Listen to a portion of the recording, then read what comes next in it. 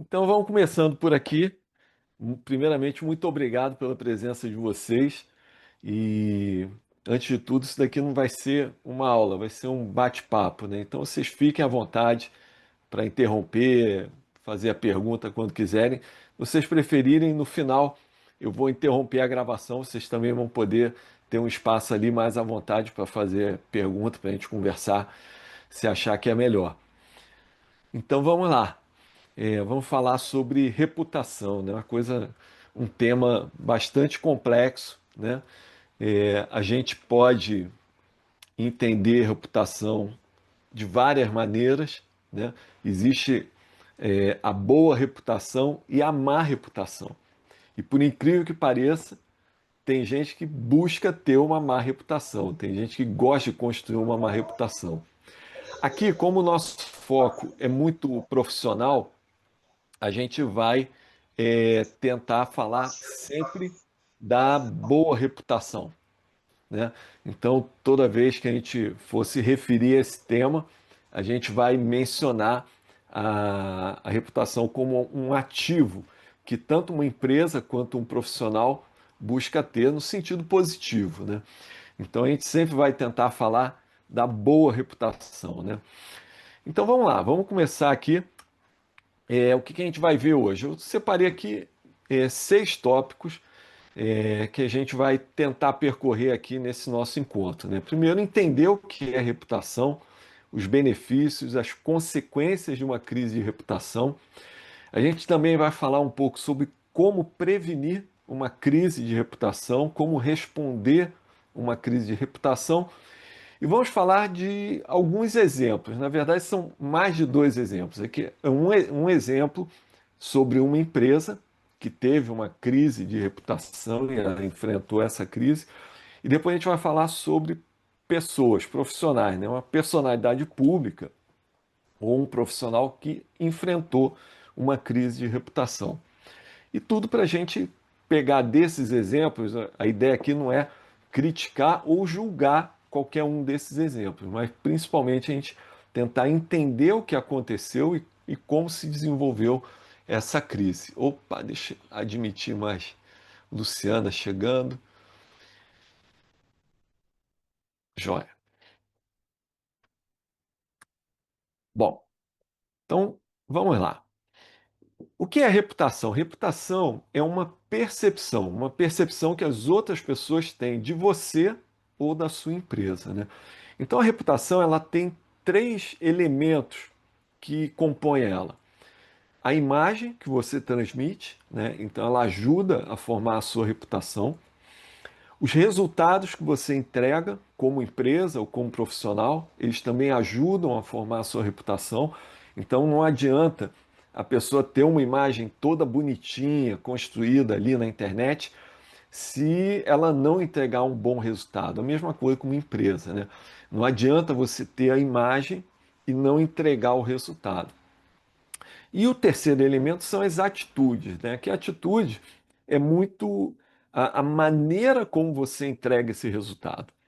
Então, o como você constrói o teu resultado vai ajudar a montar a sua reputação.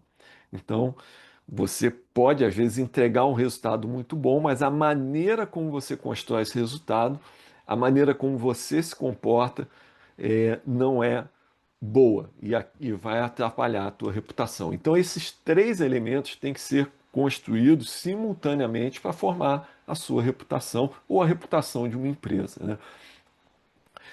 E quais os benefícios de ter uma boa reputação, né? O que a pessoa ganha, o que uma empresa ganha quando você consegue construir uma boa reputação, né? E uma boa reputação, ela não é construída rapidamente, ela demora a ser construída, né? Mas vale a pena? O que eu vou ganhar com isso, né? Eu diria que a primeira grande vantagem é que você gera ali uma vantagem competitiva, né? Você se diferencia da concorrência, se diferencia dos demais profissionais. Então, tem muito profissional atuando no mercado, tem muitas empresas atuando no mercado, mas aquela que tem uma boa reputação, ela se destaca. Então você ganha uma vantagem competitiva. Um outro benefício que a reputação traz é que ela facilita você estabelecer parcerias e investimentos. A verdade é que ninguém quer fazer uma parceria com alguém que não tem uma boa reputação, porque você pode acabar manchando a sua reputação por tabela, né? Então, as empresas, os parceiros, os investidores, eles gostam de investir em quem tem uma boa reputação. Se você tem uma má reputação, fica tudo mais difícil de você estabelecer uma parceria, de você conseguir um investidor. Outro benefício importante da reputação é que ela aumenta a chance de reter um cliente, né? Então, às vezes, o cliente não conhece você como profissional, não conhece a empresa, vai lá, faz um serviço, o cliente chega até você de alguma forma e tem uma experiência contigo. Quando o cliente percebe que a sua reputação é positiva, ele pensa 1000 vezes antes de abrir a mão de ter ali um contrato, um serviço com você. Então, isso vale do profissional do serviço mais simples ao profissional mais complexo, né? Então, se você está precisando ali de um serviço assim simples, né? Você está precisando de um pintor ali. Essa semana mesmo eu precisei de um pintor para pintar um cômodo lá do apartamento. Estava em São Paulo. O que que a gente fez? Colocou no grupo do condomínio e perguntou: poxa, quem é que conhece aí um bom profissional? E aí indicaram um excelente profissional. Ele foi lá, fez o serviço muito bem. Então, isso é reputação, né? Ele aumenta a chance não só de você é, ganhar clientes, como também de você reter os seus clientes, né? E, finalmente, uma outra vantagem de ter a reputação é acelera a velocidade da Verdade. recuperação de crise. Então, quando você tem uma boa reputação, você entrou numa crise, seja ela de reputação ou não, mas se você já tem uma boa reputação, ela vai te ajudar a sair daquela crise. Então a reputação ela te ajuda em vários vetores, em várias dimensões. Então vale muito a pena qualquer profissional, qualquer empresa tomar e ter cuidado na construção da sua reputação e principalmente na manutenção dela, tendo planos de prevenção e planos de resposta adequados para você preservar a sua reputação. E agora vamos falar das consequências de uma crise de reputação. Ok, muitas vezes você entra numa crise de reputação sem ter culpa nenhuma. Nossa Senhora. E isso pode acontecer, você pode ter uma crise de reputação sem ser culpado dela.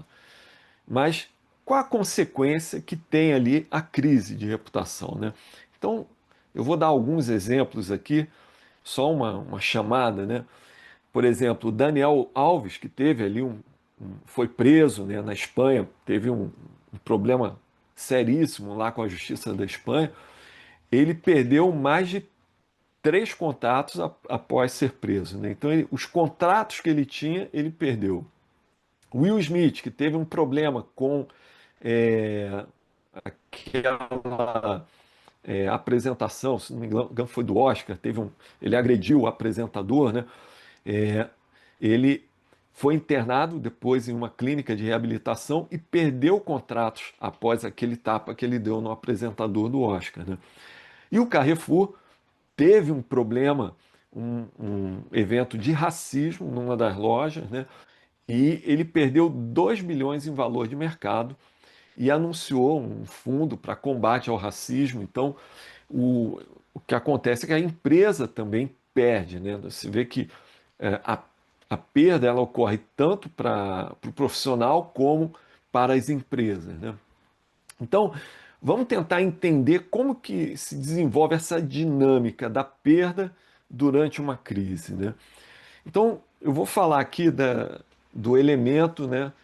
O pessoal diz que é a parte do corpo que é mais sensível, né? Que é o bolso. Então, vou falar aqui na questão do valor em termos monetários e uma linha de tempo, como que a crise se desenvolve, né? Então, tomando uma empresa, né? Toda empresa ou todo profissional, né? Ele tem ali um nível normal de operação.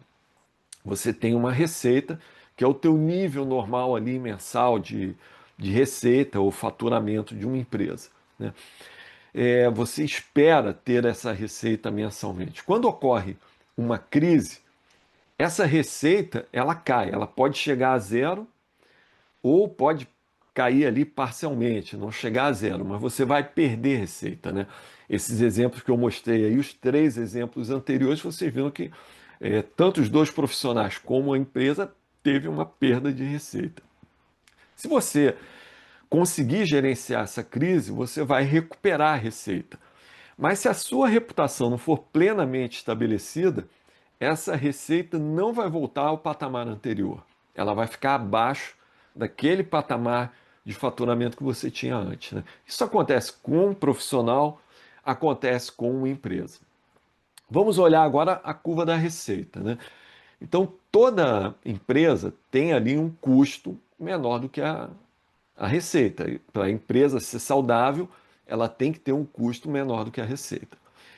Quando vem uma crise de reputação, o que ocorre é que os boletos continuam a chegar, né? Você tem as contas a pagar, imposto, tributos, aluguel, folha de pagamento, mas a crise acrescenta novas despesas. Você normalmente, para sair de uma crise, seja ela de reputação ou não, você vai ter que gastar mais. Então você tem um acréscimo de despesas. E esse acréscimo de despesas, depois que a crise passa, ele volta ao nível anterior. E aqui a gente cria uma região que eu diria que é o custo causado pela crise. Então você tem ali um custo. Se você conseguir se recuperar dessa crise, você mesmo assim vai ter um custo. Por que é importante a gente estudar gerenciamento de crise? Por que é importante a gente aprender a gerenciar uma crise de reputação? Porque você consegue reduzir esse custo, você consegue limitar esse prejuízo. De que forma? Você tem uma redução nesse impacto, melhorando a eficiência dos seus gastos para solucionar a crise, você gasta menos, você reduz a queda do seu nível operacional, recupera mais rápido e volta para o nível operacional anterior. E se você for muito bom nessa solução da crise, você até sai dela ganhando mais do que você tinha antes. Então, fazer uma boa gestão dessa crise de reputação, ela vai te dar uma economia muito grande em termos financeiros, né? O teu impacto será menor. Bom, e como que a gente pode prevenir uma crise de reputação? Primeiramente, a gente tem que identificar os riscos críticos. Toda empresa, ela na sua operação tem riscos. Você não consegue controlar tudo numa empresa. Então, se você tem ali uma empresa de engenharia que faz construção civil, você tem risco de ter um acidente, você tem uma série de riscos, né, de não entregar a obra, da obra ficar fora da qualidade. Então você tem que identificar esses riscos, como profissional também. A partir desses riscos, você deve fazer plano de prevenção. Pensar em tudo que você pode fazer para que aquele risco ele não se concretize. Então você vai elaborar ali uma série de planos de prevenção. É importante que toda empresa e todo profissional, hoje em dia, tenha uma presença digital estabelecida. É fundamental isso, porque, independentemente de você ser uma empresa, ou ser um profissional liberal, um profissional qualquer, é importante você ter presença digital, porque, independentemente da gente querer ou não, a gente vai estar online. Não existe essa, eu não estou online. Todo mundo está online. Todo mundo está online. E se você já tiver uma presença digital, isso vai ajudar muito a resolver uma crise de prevenção. E, finalmente, você saber elaborar uma resposta, ter uma resposta estratégica quando ocorrer uma crise de prevenção. Então, você tentar prevenir é pensar em todas essas dimensões, identificar o que pode ocorrer e evitar que isso ocorra, estar ativo no mundo digital e ter um plano de resposta já pronto, né? Então, pré-estabelecido. Vou dar um exemplo. Se você é CEO de uma empresa, presidente de uma empresa, e essa empresa tem alguns riscos de crise identificados, é muito bom que você já prepare a tua resposta. Ah, se ocorrer um acidente, como que eu vou responder a isso? Como que eu vou me posicionar? Quem vai tratar disso? Quem vai comunicar? A mesma coisa, vou dar um exemplo aqui do político, né? Uma pessoa que seja público, um político. O político tem que saber se posicionar, responder numa entrevista, como que ele dá uma entrevista, ele tem que se preparar para falar em público, né? Então tudo isso é prevenção, é resposta. Que às vezes uma figura pública, seja ele um político, um influenciador digital, ou um presidente de uma empresa, ou um profissional, às vezes cria uma crise por não ter se preparado para dar uma entrevista ou para fazer um comentário infeliz numa rede social. Você pode gerar uma crise. Ok, mas vamos agora pensar na resposta, né? Como que eu respondo uma crise de reputação? O primeiro passo é você monitorar o ambiente. Então, se você tem uma presença digital, você tem que estar monitorando ali, vendo o que estão falando sobre você na internet, na rede social, no noticiário, você tem que monitorar. Se você for uma empresa, você tem que levar isso muito a sério, né? Monitorar o que estão falando de você, para que você possa ter uma resposta ágil, né? Aqui agilidade é uma dessas palavras que entrou no hype, né? Tá na moda, né? A empresa tem que ser ágil, o profissional tem que ser ágil. Agilidade aqui eu entendo o seguinte: é rapidez mais a precisão, né? Então, ter uma resposta ágil não quer dizer ser rápido. Ah, eu vou responder rapidinho. Não, não é isso. Você tem que responder rápido sem abrir mão da precisão. Ou seja, você tem que dar uma resposta precisa, uma resposta certeira, né? Não adianta também, eu falo muito isso, né? Quando a gente fala de comunicação, muitas vezes quando a gente fala de crise de reputação, a gente fala só de comunicação. Ah, como é que eu faço um press release? Como eu faço uma nota imprensa, né? Mas a comunicação, a palavra mesmo já diz, é comunica ação. Não adianta você comunicar se não tiver feito nada. Se você está numa crise, você tem que agir. E aí, depois de agir, ou depois que você planejar a sua ação, você comunica. Então, comunicação não funciona se não tiver ação. Então, tem que ter uma ação efetiva, né? E ter uma boa comunicação, né? Também não adianta você fazer o que tem que ser feito, fazer o que.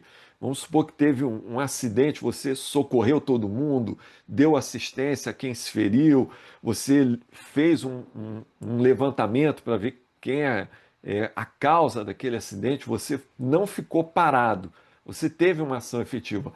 Mas se você não comunicar, também aquela crise vai continuar, porque você precisa fazer e se comunicar. Não adianta fazer e não anunciar que você fez, né? E ter aprendizado. Eu falo muito isso. Toda crise é uma grande escola para a gente. Então, se você entrou numa crise, não se contente só em superar ela. Vamos aprender com aquilo. O que que ocorreu de errado? Onde eu posso melhorar com isso? As crises são grandes motores de melhoria, de evolução e de inovação. Então vamos aprender com a crise também. Então eu acho que responder a uma crise de reputação também passa por esses cinco vetores aí.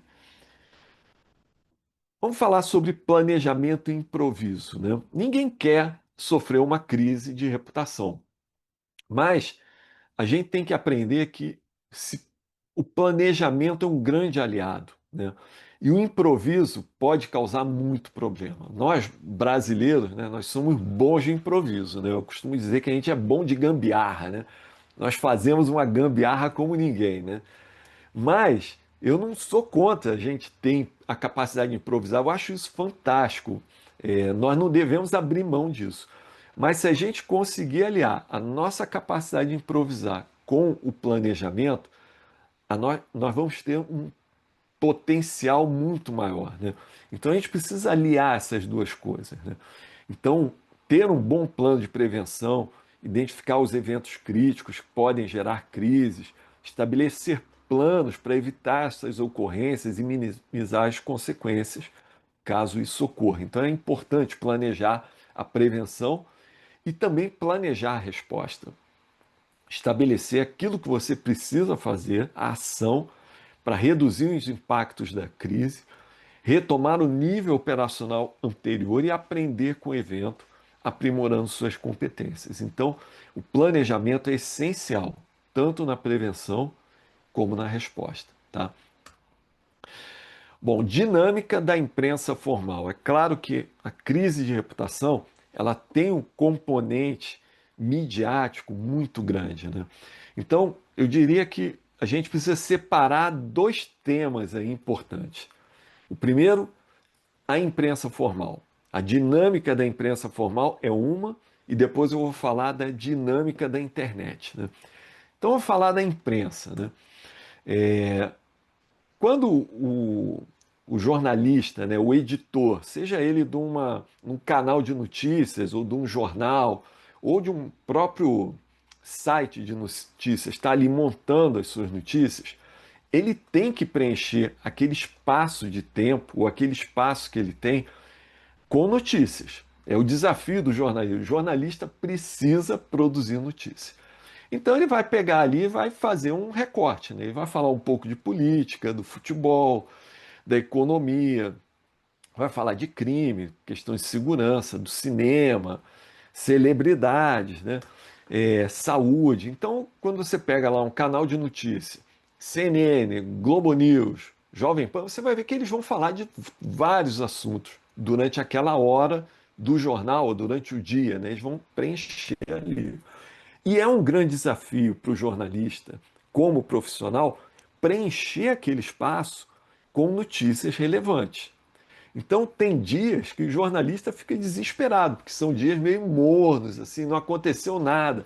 Aí, quando você vê, ele puxa lá uma reportagem sobre pescaria no Pantanal. Aquela reportagem foi feita há um mês atrás, né? Mas ela está lá no estoque para preencher o tempo que ele tem ali.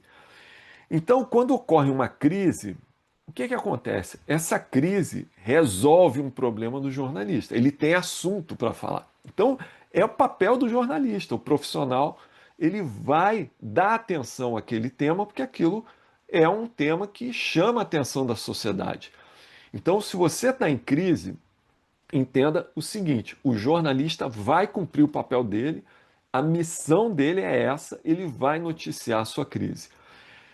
O tamanho da importância que a sua crise vai receber no noticiário vai depender de vários fatores.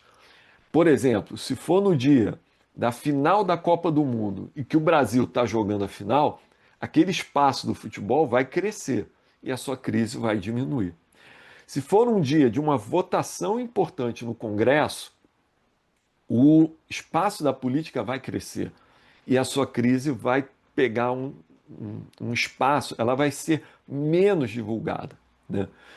Se por outro lado o noticiário tiver muito morno, não tiver nenhuma final de campeonato, o Congresso está em recesso, não tem nada importante acontecendo, é possível que a sua crise ocupe grande parte do noticiário.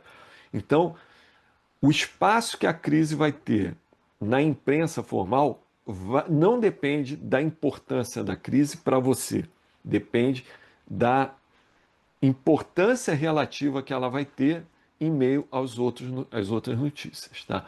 Então, entenda o papel do jornalista. O jornalista não é um inimigo, inclusive, ele pode ser um grande aliado para você sair da crise se você agir com ele com profissionalismo e com transparência, né?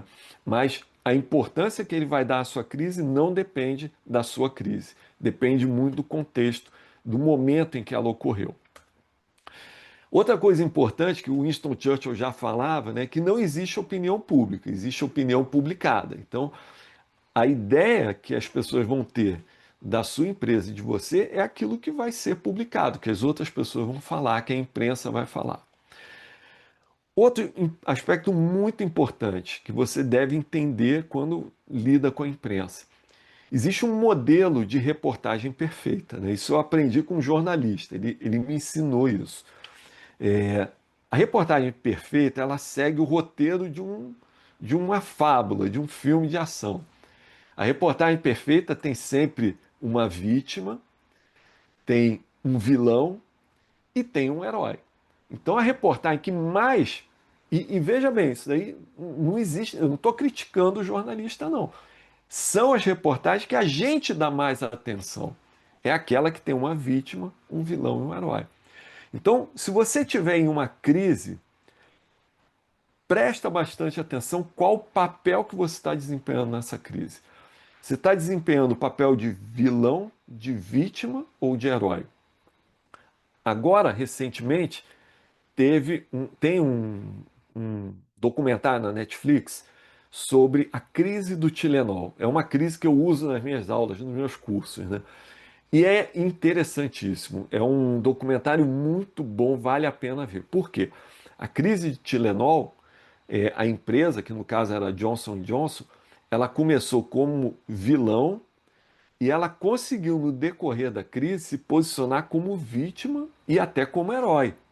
Então vale a pena assistir esse, esse documentário do Netflix, tá?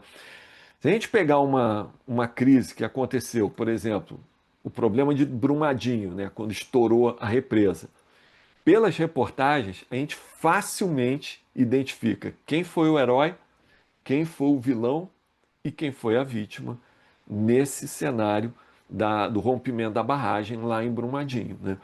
Ficou bem evidente, né? O bombeiro era o herói, né? As vítimas, a sociedade, quem era o vilão? As empresas que estavam por trás dessa operação, né? Então, é muito importante a gente identificar isso, entender que isso pode acontecer com a sua empresa, com um profissional, se você se envolver numa crise de reputação. Vamos falar agora da dinâmica da internet, que é totalmente diferente da dinâmica do jornalismo formal, né? Então, o que que acontece? Quando tem uma crise, há 20 anos atrás, antes de ter internet, rede social, né? Se não me engano, o Facebook começou em 2003, né? Então, antes de ter rede social, só quem iria falar, publicar sobre a crise era o jornalista de um grande veículo de comunicação. Era só ele que ia falar e emitir opinião ali. O que que acontece com a internet? É um ambiente aberto. Então você vai ter o twitteiro, aquela cara que fica lá no X falando sobre tudo. Você vai ter o TikToker que vai falar da sua crise. O hater, né? Todo mundo tem hater. Eu costumo falar que o primeiro sinal de sucesso de alguém é quando ela tem um hater, né? Então, a empresa tem hater, né? Aquele funcionário que saiu magoado, tem algum um concorrente que não gostou, tem alguém que foi mal atendido. Então, todo mundo tem hater, né? Tem o familiar do grupo do WhatsApp, né? O tiozão que vai ficar falando sobre tudo. Tem os acadêmicos, é muito comum em crise. Você vê lá na Globo News, na CNN, Jovem Pan, vou chamar aqui o professor da universidade tal para falar. O cara não sabe o que é a empresa, ele não tem ideia daquela operação, é um acadêmico, teórico, mas ele vai emitir opinião, né? Tem o falso jornalista que se passa de jornalista, faz fake news. Tem o especialista de ocasião, o cara que se diz especialista. Tem o jornalista sensacionalista, né? Tem youtuber, podcaster, né? E também vai ter o espaço para a sua empresa, para você se posicionar, né? Então a internet é uma área muito disputada. E é muito importante que você entenda que essa disputa existe e nem sempre a sua voz, como posicionamento da empresa ou posicionamento do profissional, vai ser ouvida. Então, ter uma presença digital ajuda isso, ajuda a você ser ouvido no momento de uma crise, né? Vamos falar de crise de reputação em uma empresa. Eu vou dar justamente um exemplo envolvendo a internet, tá? Não sei se vocês conhecem, né? Tem uma cantora americana, SZA. Ela teve um evento, uma crise com a Sephora, né? Sephora, aquela loja de cosméticos, né? E essa cantora SZA, essa crise de reputação que abalou a Sephora, ela foi particularmente é, especial, né? Porque a SZA, antes de ser famosa, antes de ganhar o Grammy, antes de ser rica, né? Que ela é rica, ela foi funcionária da Sephora, ela foi vendedora, né? Então tem aí um contexto até curioso, né? A SZA, ela foi vendedora da Sephora. E o que que aconteceu? Ela entrou numa loja e alguém pediu pro segurança dar uma olhada se ela não estava roubando alguma coisa. Sem nenhum motivo, botaram um segurança atrás dela, né? Quando ela saiu da loja, ela lançou esse tweet aqui. Foi em 2019 que isso aconteceu. Então, 1º de maio de 2019, ela até riu, né? Ela botou no tweet: "Tô rindo muito, Sandy, da Sephora de Casabasas. Chamou segurança para garantir que eu não estava roubando. Tivemos uma longa conversa. Tenha um dia abençoado, Sandy." Ela falou com essa Sandy e botou isso no Twitter, né? É claro que isso teve uma repercussão muito ruim para a Sephora. O que que a Sephora fez? A Sephora é uma empresa que tem presença digital. Então ela imediatamente identificou esse tweet e no mesmo dia, instantes depois, ela respondeu. E respondeu assim: "Oi, Sá, sentimos muito sobre sua experiência em nossa loja em em Calabasas, né? E agradecemos você por ter trazido isso para a nossa atenção. Queremos que você saiba que levamos essas questões muito a sério e estamos trabalhando ativamente com nossa equipe para resolver a situação imediatamente." E mandou um segundo Twitter: "Você é parte da família Sephora e estamos comprometidos para assegurar que cada membro da nossa comunidade se sinta bem-vindo e incluído em nossas lojas." Ou seja, aqui já tem uma grande lição para qualquer um que lida com crise de reputação. Primeira lição: assumir a responsabilidade. Foi culpa da empresa?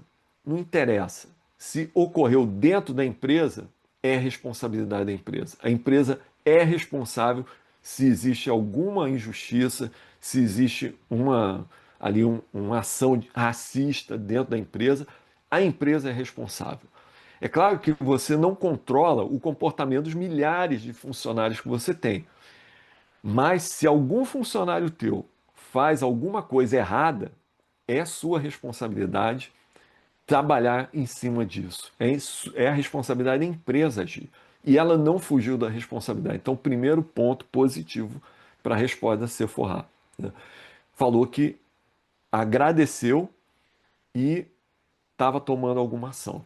O que que a Sephora fez? Ela fechou todas as lojas dos Estados Unidos por 1 hora e deu um treinamento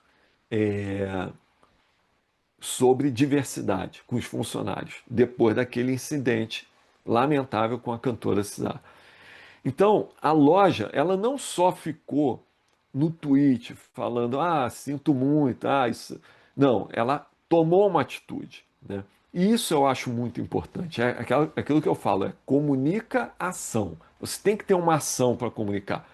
E a empresa fez aquilo que eu acho que seria uma ação muito importante, que é dar treinamento. Houve uma falha da empresa, ela não treinou efetivamente seus funcionários e resolveu ali reforçar esse treinamento, fechou todas as lojas em um determinado dia para dar esse treinamento. E respondeu rápido, né? Então, eu acho esse exemplo muito educativo, muito interessante da gente estudar, tá? Envolvendo uma empresa. Pessoal, vamos em frente? Vamos agora passar para a análise do caso Sephora. Primeiro, presença ativa no online. É muito importante você ter essa presença ativa para ter uma resposta rápida, né? Você monitorar o online e responder rápido no online.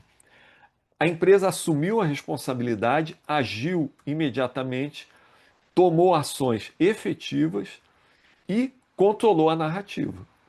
No momento em que a Sephora tomou essa ação, ela respondeu no tweet, ela começou a controlar a narrativa, né?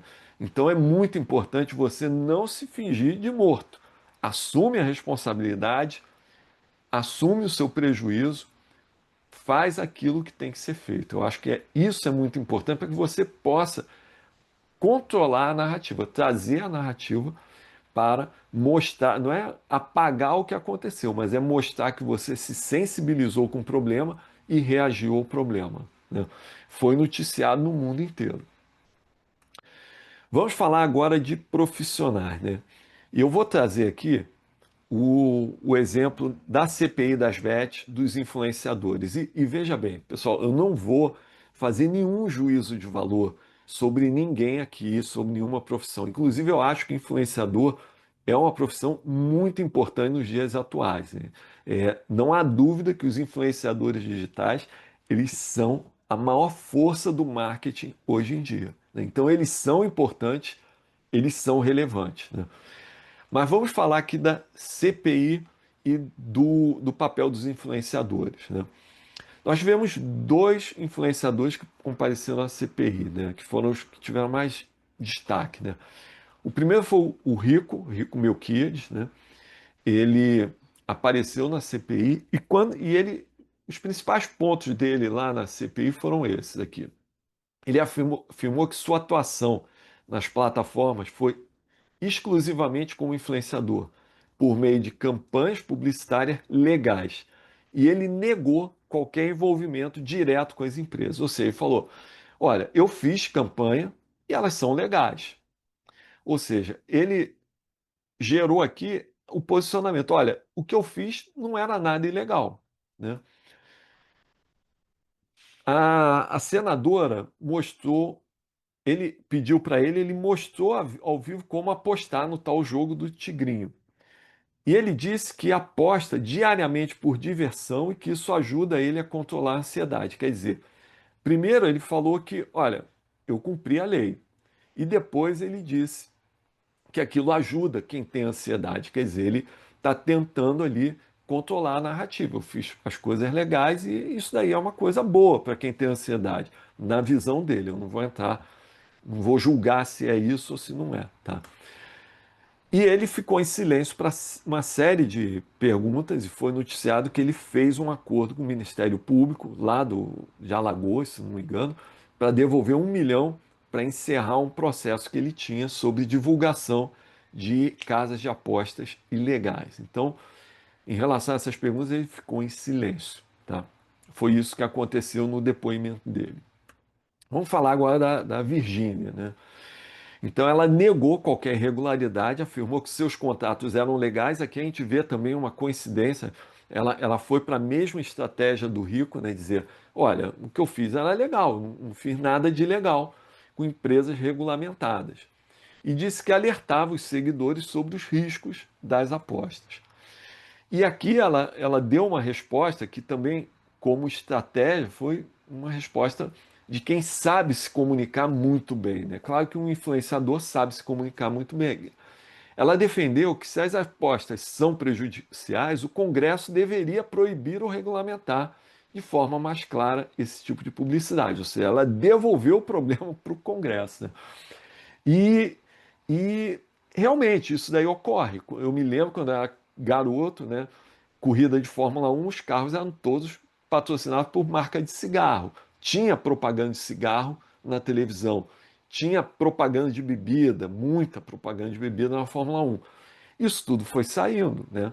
E a Fórmula 1 não parou de existir por causa disso. Então foi regulamentado a publicidade disso que faz mal. Então, se o cigarro faz mal, tem que regular a publicidade dele. Bom, qual foi o impacto disso, né? A Virgínia Fonseca, ela perdeu quase 200 mil seguidores após depor na CPI das bets.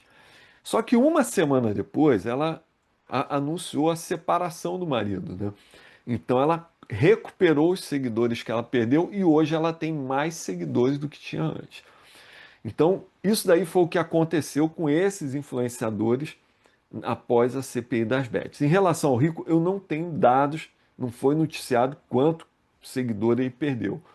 Mas o fato é que houve uma exposição negativa dos dois influenciadores, né?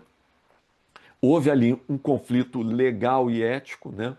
Eles falaram, olha, eu não tô com, não cumpri nada ilegal. Mas ninguém mencionou o lado ético, né? De você fazer um anúncio de algo que prejudica as pessoas, que causa dano às pessoas. Então, a ética é uma coisa, a legalidade é outra. Tem um escritor que eu gosto muito, que é o Taleb, que ele fala o seguinte: olha, a ética ela é mais potente do que a lei, né? Então, muitas vezes, a lei permite você fazer alguma coisa, mas se aquilo é eticamente contestado, né? Se eticamente é duvidoso, o ético é mais forte do que o legal, né? Ele vai te proteger mais, né? Então, tem vários influenciadores que receberam propostas para fazer anúncio de bet e eles não quiseram. Então, tem influenciadores, não sei, a, a Carol lá de São Paulo, né?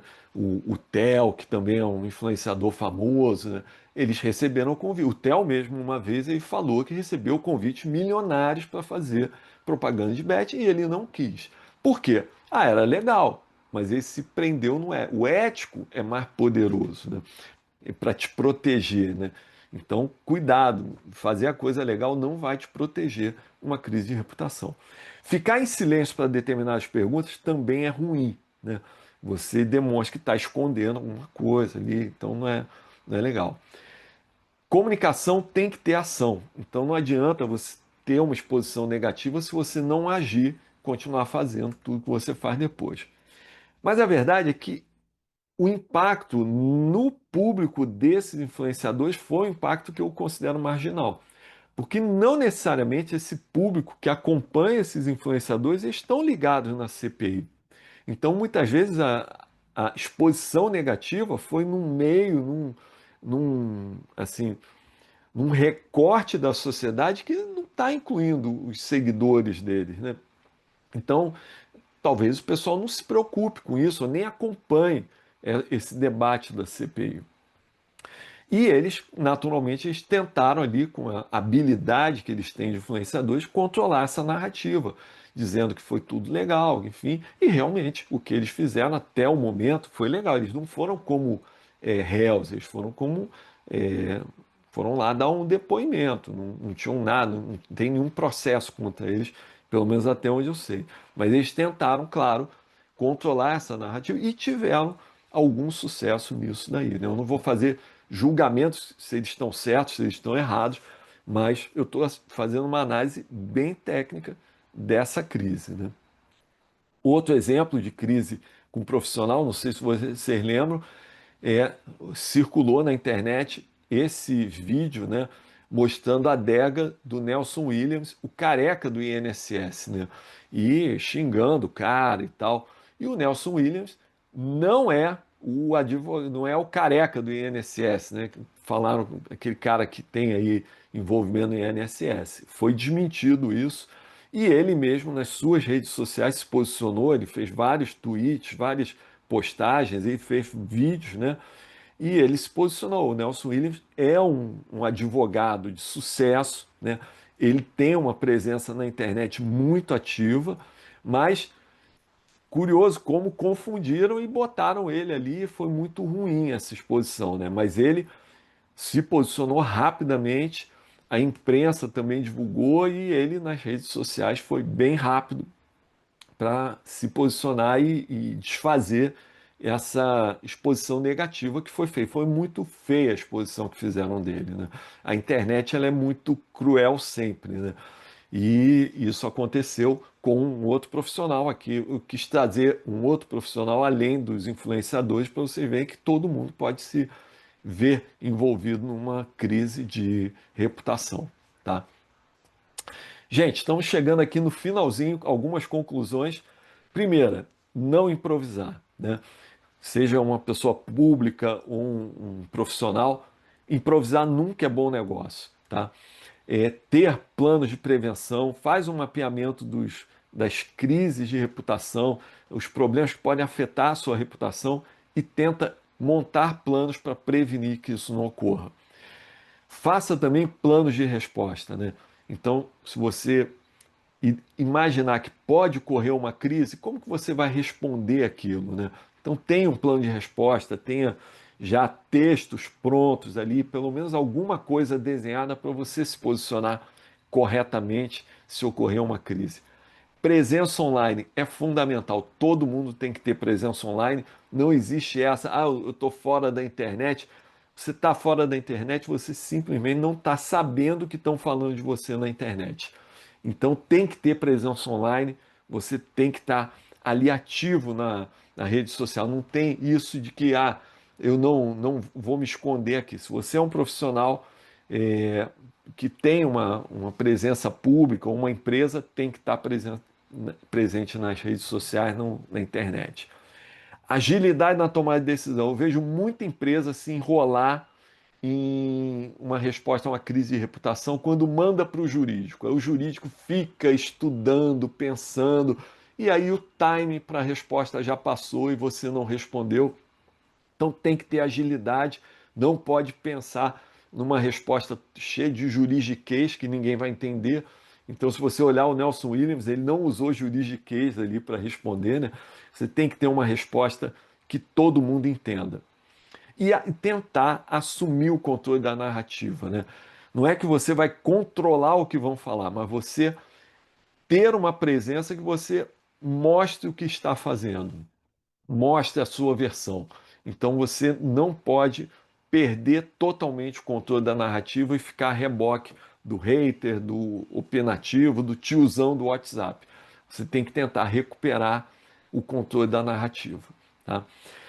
Bom, gente, era isso que eu queria mostrar para vocês. E agora, né, como é sempre de praxe, né, essas coisas funcionam assim, eu vou fazer uma oferta para vocês. Se vocês quiserem aprimorar a sua capacidade de gerenciar crises, eu queria mostrar para vocês que eu tenho um curso online de gerenciamento de crise. Esse curso tem 18 aulas online, são gravadas, tem exercícios, tem uma apostila. Ele é um curso que vai permitir você aprender a elaborar plano de prevenção e de resposta usando uma ferramenta de design thinking. Ela vem com esse pacote, a ferramenta, que é uma ferramenta criada por mim. Tem ali você vai saber montar um gabinete de crise, desenvolver a sua comunicação, tanto junto à imprensa como à internet. A gente tem um módulo de comunicação em que a gente ensina até como dar uma entrevista coletiva, né? Como você participar de uma entrevista coletiva. Eu tive experiências ruins e depois eu aprendi com entrevista coletiva, né? É um momento ali tenso para qualquer profissional. Então, ele dá muitas boas dicas. Você vai ter uma apostila completa com modelos, templates e praticar os conhecimentos com desafios. É uma técnica que eu tenho de ensino, né? De ter ali, colocar desafios para você se posicionar como líder de uma empresa, como um profissional que está enfrentando uma crise e você saber fazer o teu plano de resposta, o plano de prevenção, fazer uma nota à imprensa. Então tem vários desafios durante o curso para você praticar, ou seja, não é só aula gravada não, o pessoal vai ter que praticar, trabalhar, tem os desafios ali para o pessoal. Eu vou deixar o link de inscrição no meu curso de gerenciamento de crises online e também vou deixar um presente, o cupom para você ter 15% de desconto no momento da inscrição. Então não perde tempo, entra lá no link, faz sua inscrição. Eu tenho certeza que esse curso vai agregar muito ao seu conhecimento e vai abrir uma oportunidade de desenvolvimento profissional bastante significativa. Então, vamos lá. Muito obrigado pelo interesse e vamos em frente.